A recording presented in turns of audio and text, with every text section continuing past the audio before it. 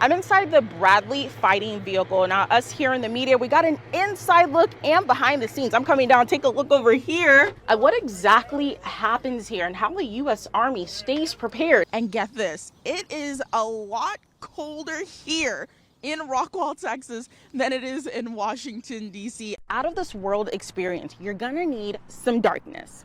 Well, we now have the darkness, but we're gonna need a lot more than that to see this phenomenon. It can't be seen with the naked eye. From the smart home AV tech business to a local car dealership, both industries say they're feeling the pain of tariffs. When I first met this Austin man, he just had 6 family members kidnapped by Hamas.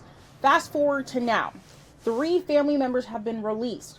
2 died in captivity, and the last family member is finally free. Many of the people who attended Sunday afternoon, well, they believe that their attendance here Sunday afternoon, well, they say it's going to make a difference. For more than a month, the funky East Dallas Democrats, also known as the Feds, have been showing up, signs in hand.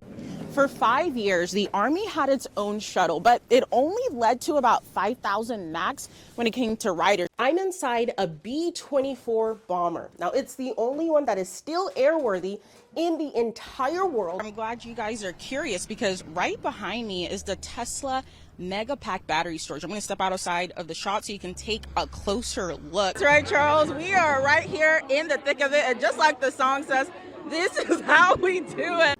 From this rope ladder and other obstacles located across this field. I'm Blessing Wuchuku in Fort Hood. What once started as a girls' after-school program here at Cedar Hill High School has now led to this school in this school district. I'm here at the YMCA in Oak Cliff, where during Memorial Day weekend, this pool and several others across North Texas will be full of kids and adults who are wanting to learn how to swim. Learning how to play an instrument can be a challenge at any age. So this theme park was supposed to open last year, but due to the heavy rain seen all across North Texas, woohoo! It's cooler than being cool. Ice cold. All right, thanks so much, Tommy. Time to unwrap all of those presents under the Christmas tree, but there's a good chance you'll open something that maybe doesn't fit quite right or is not your style. Lauren Rangel joins us from Dallas with those changes to return policies. Hey, Lauren, Merry Christmas. That doesn't stop some of us from checking things off our to-do list until the very last minute. The sheer force coming from this aircraft. You could put almost 30 people in the back. Is one of the many sights and sounds on display for Media Day at Fort Hood. Leadership at the Army base says this type of access is common for those living and reporting in Central Texas. Our soldiers fight on tanks, rallies. But this year, for the first time ever, leaders wanted news outlets and social media influencers in North Texas to experience Fort Hood by land. Now, we're inside an LMTV. It's a light, medium, tactical vehicle and air. We're the headquarters of the 3rd Armored Corps. We're responsible for about 89,000 soldiers across the country and others who were deployed. Soldiers from Fort Hood are stationed at our southern border, the Horn of Africa, parts of Asia, and a group headed to Europe as recently as a few weeks ago. A little over 3,000 soldiers from the 3rd Armored Brigade Combat Team, 1st Cav Division.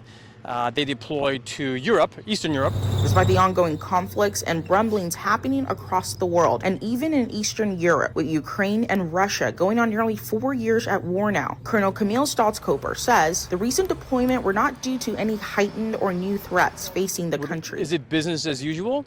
Yeah, I think so, but that's our job. From here, you're gonna see a clear picture. Part of their job is being able to prepare effectively with the latest bells and whistles. So the 3 of us here were actually virtually operating a military tank. Now, this virtual option has been around since the 80s, but the technology has advanced, and the latest rollout is expected next year. It's gonna be like this, but much more modern. Soldiers train here virtually. This is kind of like our first baby steps into getting into the Bradley platform.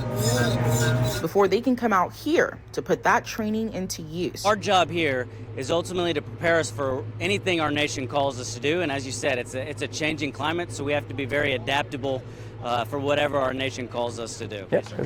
Brigadier General Van Epps says this base represents about 48% of the Army's combat power, punch, and military might. Very lethal platform. So when our troops are needed anywhere in the world, they're ready to do what they signed up for: serve and protect.